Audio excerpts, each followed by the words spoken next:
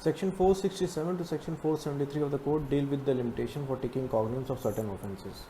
The object of criminal law is to punish perpetrators of crime. This is in tune with the well-known legal maxim nullum tempus aut locus occurrit regi, which means that a crime never dies. At the same time, it is also the policy of law to assist the vigilant and not the sleepy. And this is known by the well-known maxim, that is vigilantibus et non dormantibus jura subvenient. This chapter under the code provides for limitation for certain types of offences for which lesser sentence is provided, but it also provides that even if there are certain offences which have lesser punishment, may have social serious consequences. So also there is a provision which is being provided under the code under this chapter with respect to condonation of delay.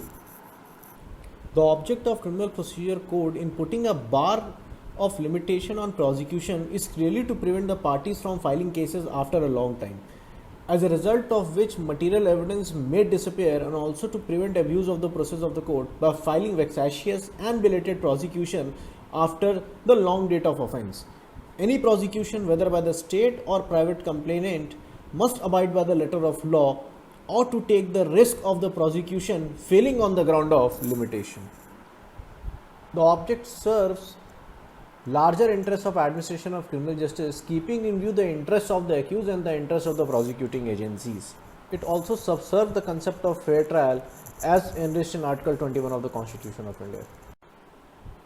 Section 467 of the Code provides that for the purpose of Chapter 36, unless the context otherwise requires, the period of limitation means the period specified in Section 468 for taking cognizance of an offence.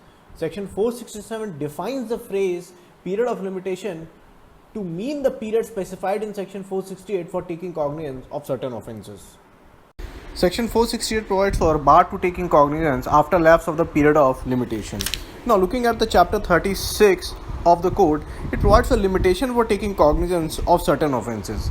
So it makes it very clear that it is not providing for taking putting a limitation for taking cognizance of all the offences. It is only providing for taking cognizance of certain offences, and that is being provided under Section 468 of the Code.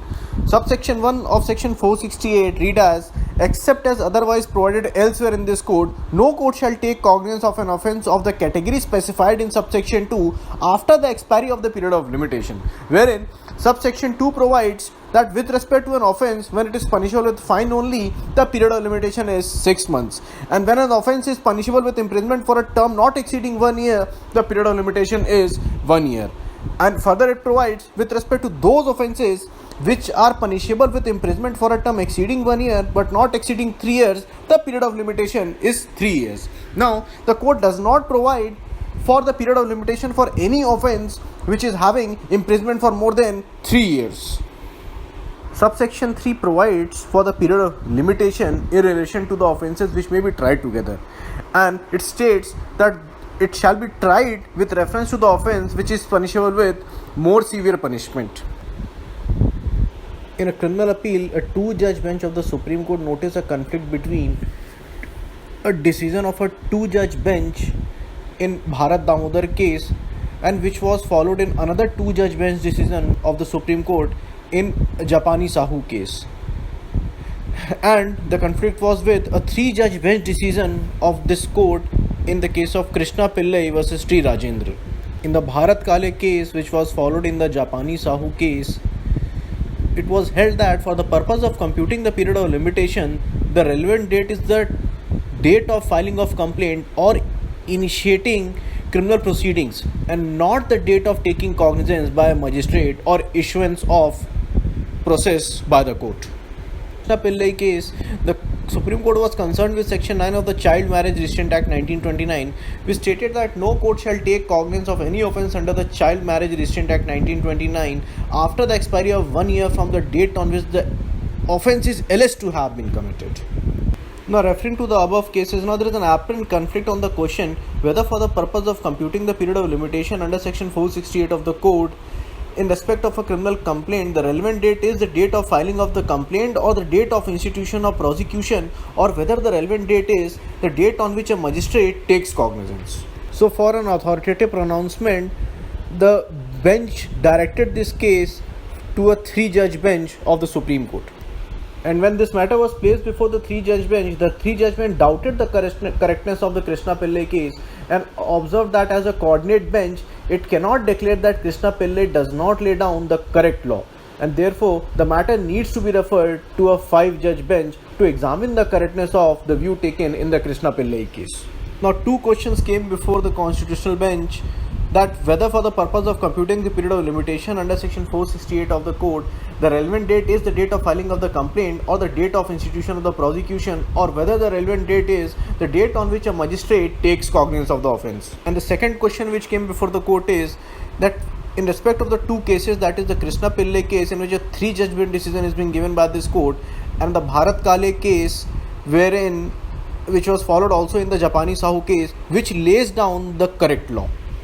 This constitutional bench in the case of Sarah Matthew vs. Institute of Cardiovascular Disease and others held that for the purpose of computing the period of limitation under section 468 of the code, the relevant date is the date of filing of the complaint or the date of institution of prosecution, and not the date on which the magistrate takes cognizance. The court further holds that the Bharat Kale, which was followed in the Japani Sahu case, lays down the correct law, and the Krishna Pillai case will have to be restricted to its own facts and is not the authority for deciding the question as what is the relevant date for the purpose of computing the period of limitation under section 468 of the code. Section 469 of the code provides for the commencement of the period of limitation. Section 470 provides for exclusion of time in certain cases. 471 provides for the exclusion of date on which the court is closed. Section 1 of section 469 provides that when the period of limitation in relation to an offence shall commence.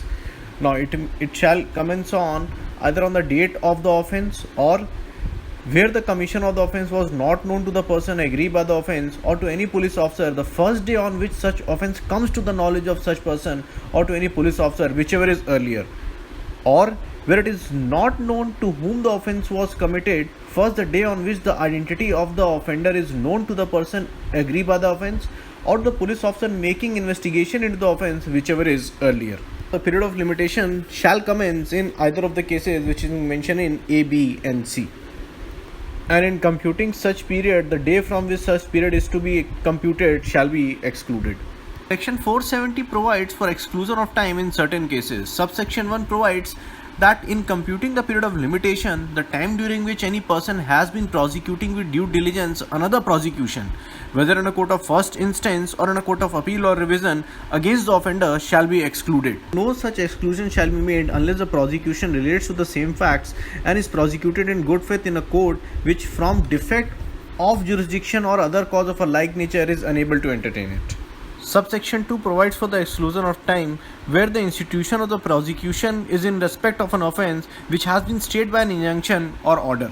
Then in such a case, the period of the continuance of the injunction or order, the day on which it was issued or made, and the day on which it was withdrawn shall be excluded in computing the period of limitation. Subsection 3 provides where the notice of prosecution for an offence has been given or where any law for the time being enforced, the previous consent or sanction of the government or any authority is required for institution of any prosecution for an offence. Then in such cases, in computing the period of limitation, the period of such notice or as the case may be, the time required for obtaining such consent or sanction shall be excluded. Further, in computing the time required for obtaining the consent or sanction of the government or any other authority, the date on which the application was made for obtaining the consent or sanction and the date of receipt of the order of the government or the other authority, both shall be excluded. Section 4 provides that the time during which the offender has been absent from India or from any territory outside India which is under the administration of the central government or has avoided arrest by absconding or concealing himself shall be excluded in computing the period of limitation. Section 471 provides where the period of limitation expires on a day when the court is closed, the court may take cognizance on the day on which the court reopens. And the court shall be deemed to be closed on any day within the meaning of this section if during its normal working hours it remained closed on that day. Section 472 provides for a continuing offence, and it states in the case of a continuing offence, a fresh period of limitation shall begin to run at every moment of the time during which the offence continues. Differentiating between a continuing offense and a non-continuing offense, it can be said that a continuing offense is one which continues and a non-continuing offense is one which is committed once and for all. The question whether a particular offense is a continuing offense must be necessarily depend upon the language of the statute which creates that offense and the nature of the offense, and above all the purpose which is intended to be achieved by constituting the particular act as an offense. The expression continuing offense has not been defined in CRPC because it is one of those expressions which does not have a fixed connotation, and therefore the formula of a universal application cannot be formulated in this respect. In the case of State of Bihar versus Devkaran Nancy, the court has distinguished between a continuing offense and a non-continuing offense. In quotes, a continuing offense is one which is susceptible of continuance and is distinguishable from the one which is committed once and for all. It is one of those offenses which arise out of a failure to obey or comply with a rule or its requirement, and which involves a penalty, the liability for which continues until the rule or its requirement is obeyed or complied with.